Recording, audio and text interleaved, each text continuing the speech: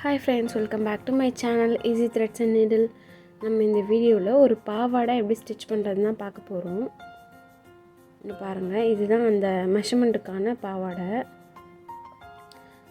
சட்டை combo stitch பண்ண போகிறோம். சட்டை ஆல்ரெடி இதுக்கான வீடியோலாம் போட்டுட்ருப்பேன். இப்போ பாவாடைக்கானது தான் நம்ம ஸ்டிச் பண்ண போகிறோம். பாவாடை இந்த மாதிரி தான் இருக்குது. இதை விட ஒரு 1 inch லென்த் எடுத்துக்க சொல்லியிருக்காங்க. இதுதான் பாவாடைக்கான கிளாத்து. நான் ஃபஸ்ட்டு இதுலேருந்து ப்ளவுஸை நான் கட் பண்ணி எடுத்துக்கிறேன். ப்ளெயினாக இருக்கிறது இந்த சட்டை ஸ்டிச் பண்ணுறது கொடுத்துருக்காங்க. இந்த ஜரி ஒர்க் இருக்கிறது கீழே பாவாடைக்கு கொடுத்துருக்காங்க. ஃபஸ்ட்டு நான் இதை கட் பண்ணி எடுத்துக்கிறேன். பாவாடையில் இந்த மெஷர்மெண்ட்டில் இந்த பெல்ட் பார்ட் மாதிரி இந்த குக்கி வச்சு ஸ்டிச் பண்ணுற மாதிரி கொடுத்துருக்காங்க. பட் நம்ம நாடா வச்சு ஸ்டிச் பண்ண போகிறோம். ஏன்னா அவங்க கொஞ்சம் வச்சு யூஸ் பண்ணணுன்றதுக்காக நாடா வச்சா கம்ஃபர்ட்டாக இருக்கும்னு சொல்லியிருந்தாங்க. அதனால் நாடா வச்சுருக்கோம். அதை விட இன்னும் கொஞ்சம் ஒரு எக்ஸ்ட்ரா கொஞ்சம் கிளாத் இருந்தால் நல்லா லூஸ் வச்சு கொடுங்க அப்படின்னு சொல்லியிருந்தாங்க. அதுக்கேற்ற மாதிரி நம்ம ஸ்டிச் பண்ண போகிறோம். ஃபர்ஸ்ட் நான் இந்த கிளாத்தை அப்படியே 4 ஃபோல்டு பண்ணி வச்சுருக்கேன். நல்லா ஈவனாக எடுத்துக்கோங்க, முன்ன பின்ன இல்லாமல் கரெக்டாக எடுத்துக்கோங்க. ஃபோல்டிங் என்னோடய சைடில் இருக்க மாதிரி பார்த்துக்கிறேன். இப்போ மெஷர்மெண்ட்டு பாவாடையை நான் எடுத்துக்கிறேன். எடுத்துகிட்டு இதை நம்ம ஃபஸ்ட்டு மெஷர் பண்ணி பார்க்கலாம். கரெக்டாக இந்த பெல்ட்டுக்கு கீழேருந்து நான் மெஷர் பண்ணுறேன். அப்படியே ஸ்ட்ரெயிட் லைனாக எங்கே வருதோ அந்த இடத்துல மெஷர் பண்ணுங்கள். இதுதான் எனக்கு ஸ்ட்ரெயிட்டாக வருது. பண்ணி பார்த்தேன். எனக்கு ஒரு 36 இருக்குது. அதனோட ஒரு 1 inch சேர்த்து 37 எடுத்துக்கிறேன். 37 நம்ம ஃபஸ்ட் இங்கே மார்க் பண்ணிக்கலாம். சாரி, இது பாவாடை ஃபுல்லாக கவர் பண்ண முடியல. மேக்ஸிமம் முடிஞ்ச வரையிலும் நான் காமிச்சிருக்கேன். அது பக்கத்துலேயே இன்னொரு வாட்டியும் நான் கன்ஃபார்ம் பண்ணிக்கிறேன் கரெக்டாக இருக்கான்ட்டு. இங்கேயும் நான் மெஷர் பண்ணிக்கிறேன். ஸோ கரெக்டாக இருக்கு எனக்கு.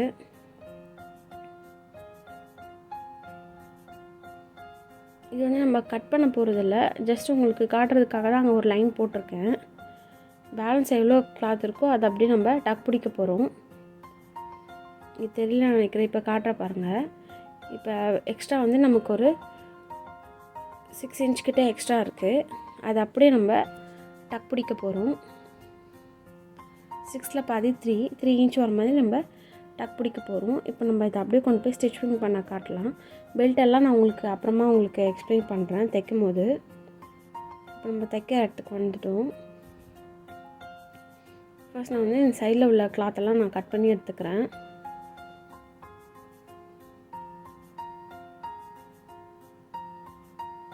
அதுக்கடுத்து இதே இடத்துல கொஞ்சம் கிளாத் நான் பெல்ட்டுக்காகவும் நான் கட் பண்ணி எடுத்துக்கிட்டேன். ஏன்னா எனக்கு சட்டையில் கிளாத் பார்த்ததுனால பாவாடையில் ஒரு ஓரமாக நான் கட் பண்ணி எடுத்துக்கிட்டேன்.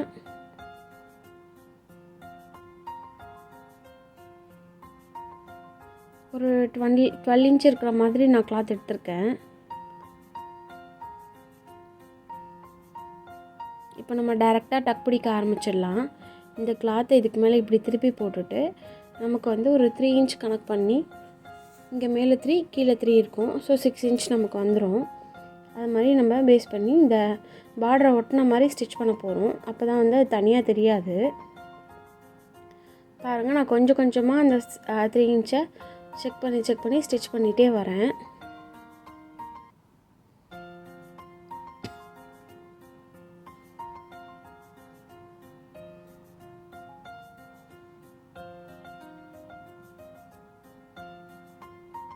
அப்படியே நான் கொஞ்சம் கொஞ்சமாக அட்ஜஸ்ட் பண்ணி அந்த 3 inch அப்படியே ஸ்டிச் பண்ணிகிட்டே வரேன். அந்த பார்டர் லைனோட எண்டுலேயே நான் ஸ்டிச் போடுறேன். அப்போ தான் அது நல்லா நீட்டாக வரும். அதுக்காக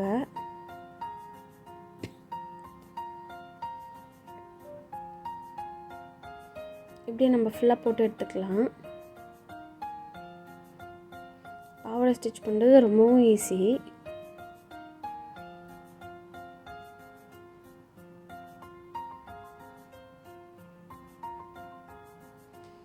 இது பார்த்திங்கன்னா நமக்கு ஒரு 1 day தான் கொடுத்துருந்தாங்க டைமிங்கு. அதுக்குள்ளே நம்ம முடிக்கணுன்றதுக்காக நம்ம ப்ராப்பராக அந்த ப்ளீட்லாம் வச்சு அயன்லாம் பண்ணலை. ஜஸ்ட்டு பாவாடை ஸ்டிச் பண்ணிவிட்டு மேலோட்ட நான் அயன் பண்ணி கொடுத்துட்டேன். இதே நமக்கு எக்ஸ்ட்ரா டைம் இருந்தால் நம்ம ப்ளீட்ஸ்லாம் அரேஞ்ச் பண்ணி நீட்டாக அயன் பண்ணி கொடுத்துருக்கலாம். இப்போ நான் வந்து ப்ளீட்ஸ் வைக்கிறேன். ஃபஸ்ட்டு ஒரு 1 இன்ச்சை மட்டும் ப்ளெயினாக விட்டுட்டு அதுக்கப்புறம் வர கிளாத்லேருந்து ஒரு 1 இன்ச் வர மாதிரி ஒவ்வொரு ப்ளீட்ஸும் நான் எடுத்துக்கிறேன் தொடர்ந்து. இதில் பார்த்திங்கன்னா நான் எந்த ஒரு மெஷர்மெண்ட்டும் பண்ணலை. ப்ளீட்ஸ் வச்சுட்டு அதுக்கப்புறம் தான் நம்ம ஹிப்போட அளவுக்கு அதை மாற்ற போகிறோம். அதனால் அடுத்தடுத்து ஒரு ப்ளீட்ஸாக வச்சுக்கிறேன். 1 இன்ச் எல்லாமே ஒரு 1 இன்ச் அளவில் இருக்க மாதிரி எடுத்துக்கிட்டிங்கன்னா ஈஸியாக இருக்கும். அப்போ பார்க்க நல்லா நீட்டாக இருக்கும். இதே நம்ம ரொம்ப பெரிய கிளாத்தாக இருந்தால் அதுக்கேற்ற மாதிரி நம்ம ப்ளீட்ஸ் அளவு வந்து மாற்றிக்கலாம். பட் இது எனக்கு வந்து ரொம்ப கரெக்டாக இருந்துச்சு.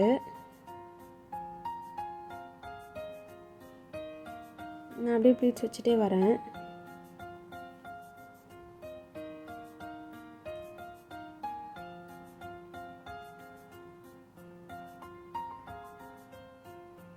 பாருங்கள், நான் ஃபுல்லாக ப்ளீட் வச்சு முடிச்சிட்டேன். இப்போ நான் ஃபுல்லாக ஸ்டிச் பண்ணிட்டேன். இப்போ சைடில் வந்து நம்ம ஒரு 1 இன்ச் கிளாத் விட்டுருந்தோம் இல்லையா, அதையும் நான் மடித்து ஃபோல்டு பண்ணி ஒரு ஸ்டிச் போட்டு எடுத்துக்கிறேன்.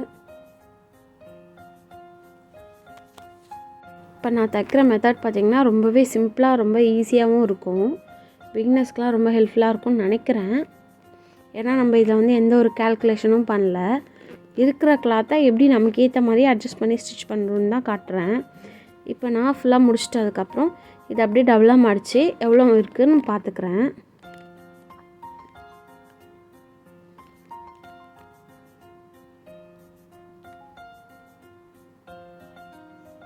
இப்போ பார்த்திங்கன்னா 16 இருக்குது. ஆனால் நம்மளோட மெஷர்மெண்ட்டில் இருந்த பெல்ட்டோட அளவு பார்த்திங்கன்னா 13 இருந்துச்சு. நமக்கு அதை விட நல்லா எக்ஸ்ட்ராவே நமக்கு கிளாத் கிடச்சிருக்கு. அதனால் அவங்களும் என்ன கேட்டாங்கன்னா நல்லா வச்சு யூஸ் பண்ணுற மாதிரி கேட்டிருந்தாங்க. அதனால் எனக்கு இந்த அளவு கரெக்டாக இருந்துச்சுன்றதுனால நான் இதை அப்படியே முடிச்சுக்கிட்டேன். இப்போ இதே அளவுக்கு நம்ம ஒரு பெல்ட் பீஸ் வந்து கட் பண்ண போகிறோம்.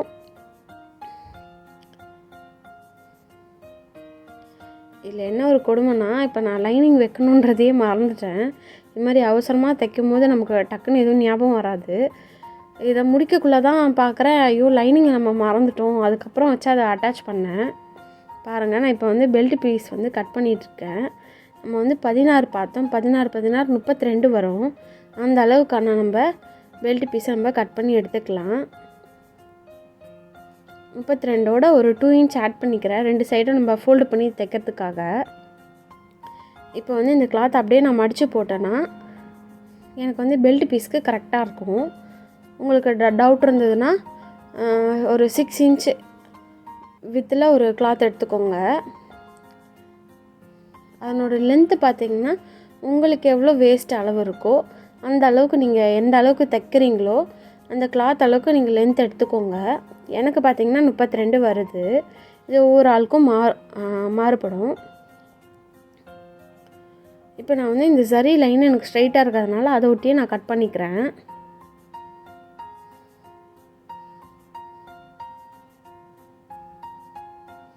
நான் இப்போ வந்து இந்த பெல்ட் பீஸ்க்கான கிளாத்தை நான் கட் பண்ணிட்டேன். இப்போ இதுக்குள்ளே வந்து நான் ஒரு கேன்வாஸ் கொடுக்க போகிறேன் ஸ்டிஃப்னஸ்க்காக. இதே சேம் மெஷர்மெண்ட்டில் ஒரு கேன்வாஸ் பேப்பரை வச்சு நான் சுற்றிலும் ஸ்டிச் பண்ணிட்டேன். எந்த ஒரு மாற்றமும் பண்ணலை.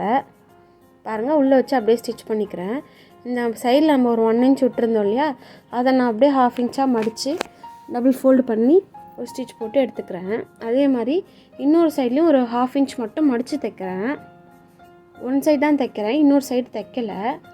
இப்போ நம்ம தைக்காத சைடு இருக்குது பார்த்திங்களா, அதை வந்து ஸ்கர்ட்டோட மேலே வச்சு ஸ்டிச் பண்ணிகிட்டே வரேன். எப்பொழுதும் உள்ளே வச்சு ஸ்டிச் பண்ணாதீங்க, மேலே வச்சு ஸ்டிச் பண்ணிங்கன்னா அந்த ஃபினிஷிங் வந்து நல்லா நீட்டாக இருக்கும். ஏன்னா நம்ம உள்ளே தைக்கும் போது கொஞ்சம் கிளாத் வந்து முன்ன பின்ன சுருக்கம் வர வாய்ப்பு இருக்குது.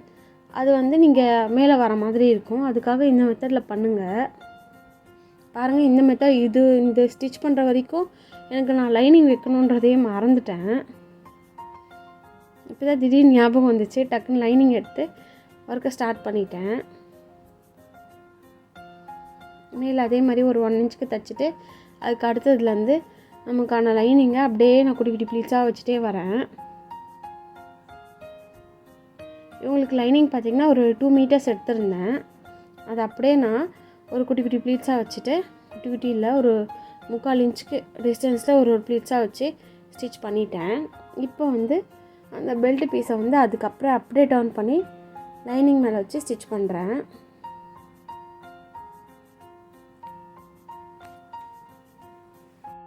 இது அப்படியே நம்ம ஃபுல்லாக ஸ்டிச் பண்ணிகிட்டே வந்துடலாம். நம்ம உள்ள கேன்வாஸ் கொடுத்துருக்கறனால லைட்டாக உங்களுக்கு சுருக்கம் தெரியுது. நான் இப்போ அப்படியே அட்ஜஸ்ட் பண்ணி ஸ்டிச் பண்ணிவிட்டு நம்ம அயன் பண்ணோடனே நமக்கு நல்லா நீட்டாக வந்துடும். பாருங்கள், நம்ம ஃபுல்லாகவே ஃபினிஷ் பண்ணியாச்சு. இப்போ சைட் ஜாயின் பண்ண போகிறேன். இந்த கீழோட அந்த பார்டர் நம்ம டக் பிடிச்சிருந்தோம் இல்லையா, அந்த பார்ட் எடுத்துட்டேன். அங்கேருந்து ஒரு 1/2 இன்ச்சில் அப்படியே ஸ்டிச் போட்டுகிட்டே வரேன். இது ஸ்டிச் பண்ணுறதுக்கு நிறைய மெத்தட் இருக்குது. நான் வந்து இது மாதிரி ஃபோல்டு பண்ணி ஸ்டிச் பண்ணிவிட்டு அதுக்கப்புறமா ஜாயின் பண்ணுறேன். நீங்கள் டேரெக்டாக அப்படியே ஸ்டிச் பண்ணிவிட்டு அதுக்கப்புறம் ஒரு லாக் கூட போட்டுக்கலாம். இப்போ ஓப்பனிங்க்கு பார்த்தீங்கன்னா நான் உங்களுக்கு மெஷர் பண்ணி காட்டுறேன் பாருங்கள். ஒரு 8 இன்ச்சுக்கு நான் வந்து ஓப்பனிங் கொடுத்துருக்கேன். அப்போ தான் உங்களுக்கு அதை போடுறதுக்கு கரெக்டாக இருக்கும். அந்த இடத்துல நம்ம ஒரு ஜிப்பு வச்சுக்கலாம்.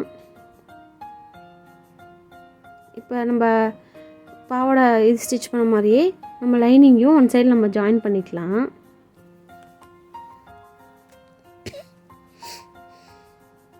இதையும் ஜாயின் பண்ணி நம்ம எங்கே விட்டோமோ அதே இடத்துல இதையும் ஃபினிஷ் பண்ணிக்கலாம். நான் அந்த 8 இன்ச்சு டிஸ்டன்ஸில் கொண்டு வந்து முடிச்சிருந்தேன் இல்லையா, அதே இடத்துல இதையும் ஸ்டிச் பண்ணி முடிச்சுக்கிறேன். பாருங்கள், நான் நாடெல்லாம் ரெடி பண்ணி போட்டு எடுத்துட்டேன். இப்போ வந்து இந்த இடம் நமக்கு ஓப்பனாக இருக்குது. இங்கே வந்து ஜிப் பண்ணிக்கலாம்.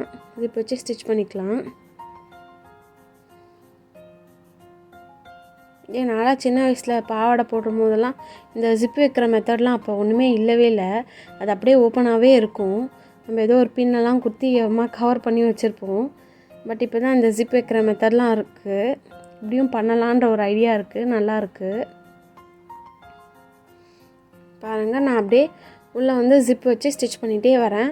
இவங்க அர்ஜென்ட்டில் சொன்னதுனால எனக்கு கரெக்டான ஜிப்பும் கிடைக்கல. அதனால் சரி உள்ளே தானே விற்க போகுதுன்னு சொல்லிட்டு பிளாக் கலர் என்கிட்ட இருந்துச்சு. அதனால் அதை அப்படியே வச்சு ஸ்டிச் பண்ணிட்டேன். இப்போ என்ன ஆச்சுன்னா, எனக்கு இந்த சைடு தைக்கும் போது கரெக்டாக அதுக்கு ஜிப்பு மேலே உங்களுக்கு ஒரு சில்வரில் ஒரு பின் மாதிரி இருக்கும், பார்த்துருக்கீங்களா? அது பட்டு ஊசி உடஞ்சிருச்சு. ஒரே கடுப்பாயிருச்சு எனக்கு. நம்ம அவசரம் தைக்கும் போது தான் இந்த மாதிரி ஆகணுமா அப்படின்ட்டு.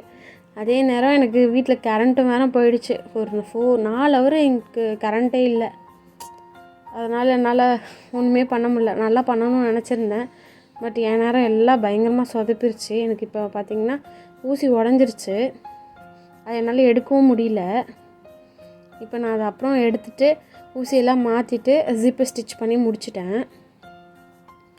இப்போ வந்து இந்த நாட்டோட எண்டில் வந்து நம்ம ஒரு குட்டியாக ஒரு டேசல்ஸ் வச்சுக்கலாம். அப்போ தான் அது உள்ளே போகாமல் இருக்கும். 3.5 ஹைட்டு 3.5 வித்தில் ஒரு கிளாத் ஒன்று எடுத்திருக்கேன். ஸ்கொயர் ஷேப்பில் எடுத்திருக்கேன். நமக்கு இவ்வளோ தான் இருந்துச்சு கிளாத்து. அதனால் ஒரே ஒரு டேசலோடு முடிச்சுக்கிறேன். பாருங்கள், இந்த மாதிரி ஃபினிஷ் பண்ணும்போது உங்களுக்கு வந்து பிசுறு வந்து வெளியே தெரியாது. பாருங்கள், இந்த மாதிரி ஸ்ட்ரெயிட்டாக வந்துட்டு லைட்டாக கொஞ்சம் திருப்பத்துக்கான ஒரு 1 இன்ச் இடத்த விட்டுட்டு நான் அப்படியே அதை திருப்பி எடுக்கிறேன். திருப்பும் போது கொஞ்சம் பார்த்து பொறுமையாக திருப்புங்க. ஆனால் இந்த மாதிரி ஸ்டிச் பண்ணும்போது பார்க்க ரொம்ப அழகாக இருக்குது. நம்ம நார்மலாக அந்த முக்கோணமாக ஸ்டிச் பண்ணுறத விட இது கொஞ்சம் நல்லா இருக்க மாதிரி எனக்கு ஃபீல் ஆகுது. ஃபினிஷிங்லாம் ரொம்ப நல்லா நீட்டாக வருது. நம்ம ஏதாவது ஒரு அவசரத்தில் ஏதாவது ஒன்று வந்து நம்ம தைக்கணும்னு நினைக்கும் போது தான் நமக்கு கரண்ட்டு கட்டாக வருது, ஊசி உடையிறது. இது எல்லாம் எனக்கு ஒரே நாளில் நடந்து ஒரே ப்ரெஷராகிடுச்சு. அதனால தான் நான் வந்து அந்த லைனிங் வைக்கிறதையும் மறந்துட்டேன். இதுக்கப்புறம் மறுபடியும் உட்காந்து தைச்சிட்டு இருந்தேன். ரொம்ப கடுப்பாயிடுச்சுங்க.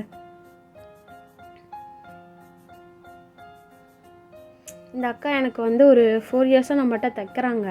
சரி, உங்களுக்கு நல்லா சூப்பராக விஸ்ட்டை தைச்சி தரணும்னு சொல்லிவிட்டு கொடுங்கக்கா, கண்டிப்பாக பண்ணி கொடுத்துட்றேன் அப்படின்னு சொல்லிவிட்டு வாங்கினேன். 1 டேயில் தானேக்கா, பரவாயில்லக்கா பண்ணிக்கலாம் அப்படின்னு சொல்லிட்டு வாங்கினேன். ஏன் நேரம் கரண்ட்டு போயிடுச்சு. திடீர்னு ஷடவுன்னு சொல்கிறாங்க. ஒரு 4 hours கிட்டே கரண்ட் இல்லை. அதுக்கப்புறம் நான் இதை ஸ்டிச் பண்ண ஆரம்பித்ததில் ஊசி உடஞ்சி போச்சு. எல்லா ப்ரெஷரும் ஒரே மாதிரியாக வந்துருச்சு. அதுக்கப்புறம் வேறு வழி இல்லை. நான் பாவாடையெல்லாம் ஃபுல்லாக ஸ்டிச் பண்ணி முடித்த உடனே மேலோட்டை வச்சு அயன் பண்ணி முடிச்சிட்டேன்.